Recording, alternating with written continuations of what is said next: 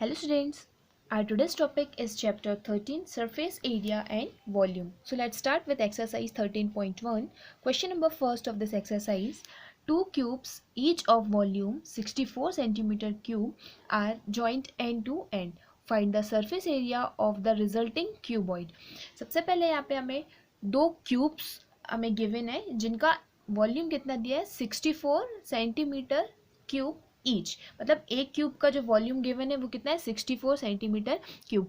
अब हमें क्या करना है, इन दो क्यूब्स को एंड टू एंड ज्वाइन करके एक हमारा जो टोटल बन गया, इनको ज्वाइन करने पे जो शेप बन गया क्या किसका, क्यूबॉइड का।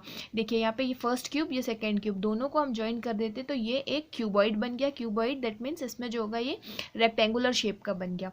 ठीक है, इसमें एक फेस जो है वो रेक्टेंगुलर शेप का बन गया। अब जो ये क्यूबॉइड है तो इस क्यूबॉइड जो हमारा टोटल रिजल्टिंग क्यूबॉइड है इसका हमें सरफेस एरिया फाइंड आउट करना है। तो सबसे पहले हम क्या करेंगे, सबसे पहले इसमें जो वॉल्यूम गिवन है तो सबसे पहले हम गिवन थिंग्स लिख लेते हैं। So first of all we write here given क्या है, वॉल्यूम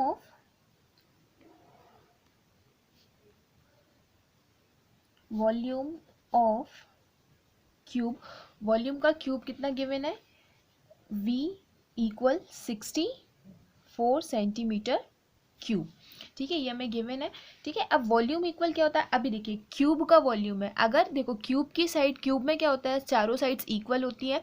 ठीक है, जिससे क्यूब बनता है इसकी फेसेस में जो चारों साइड्स तीनों साइड्स होती हैं, तो क्या होता है इसमें जो इसकी लेंथ है वो भी ए, ब्रेड्थ भी ए और हाइट भी क्या होती है ए क्यूब में। तो ठीक है, तो इसका वॉल्यूम क्या हो जाता है, हमने पढ़ा था इसके पहले वाले वीडियो में, मैंने आपको बताया था वॉल्यूम ऑफ क्यूब कितना होता है ए क्यूब। सो हमने v के प्लेस पे लिख लिया ए क्यूब इक्वल, हमें वैल्यू कितनी दी है 64। तो यहाँ से हम a की वैल्यू फाइंड आउट कर लेंगे। So this is the cube root of 64। So a equal 4 centimetre.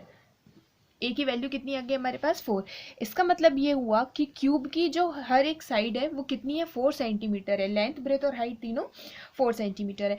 अब क्या हो रहा है, हम दो क्यूब्स को एक साथ ज्वाइन कर रहे हैं तो इसकी जो लेंथ हो जाएगी क्या हो जाएगी, अब इसकी लेंथ चेंज हो गई, इसकी ब्रेथ और हाइट तो सेम ही रहेगी ए और ए, बट क्या हो रहा है इस लेंथ वाइज क्या हो रहा है, ये बढ़ गया क्योंकि ये क्यूबॉइड हो गया। तो क्या हो जाएगा, अब इसकी लेंथ को हम लिख लेंगे। So now here A equal इतना हो गया, तो एल इक्वल क्या हो गया, लेंथ डबल हो गई।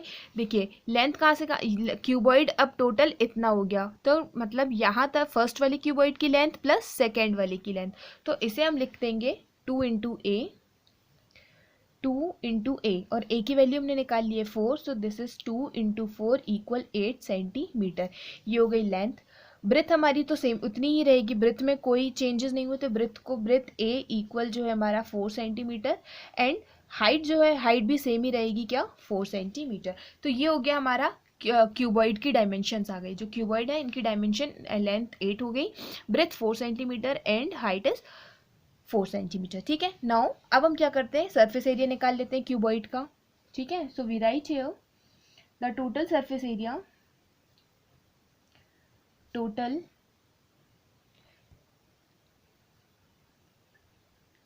Surface area of cuboid. Total surface area क्या होता है क्यूबॉइड का, हमने लास्ट ही वीडियो में मैंने आपको बताया था। इसका फॉर्मूला क्या होता है, 2 into L B plus B H plus H into L. 2 into length into breadth plus breadth into height plus height into length. ये होता है क्यूबॉइड का टोटल सरफेस एरिया। ठीक है, सो इसको हम सरफेस एरिया को क्या लिख लेते हैं, यहाँ पे इसको लिख लिया एस से शो कर दिया सरफेस एरिया। ठीक है, सो एस डब्ल्यू। सो यहाँ पे हो गया 2 एज इट इज। अब हम यहाँ पे लेंथ ब्रेथ एंड हाइट की वैल्यू पुटअप कर देते हैं। सो लेंथ कितनी गिवन है 8, so we write here in the place of length is 8 multiply breadth 4, now plus 4 into 4 plus 4 into 8। ये हमने सबकी वैल्यूज पुटअप कर दी।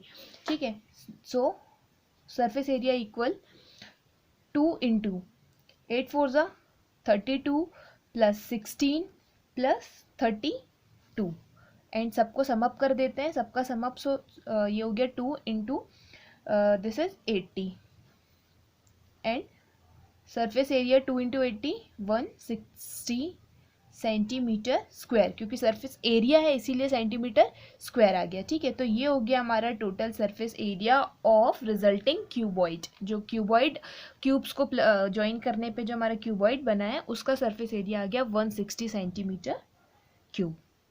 ठीक है, लाइक दिस।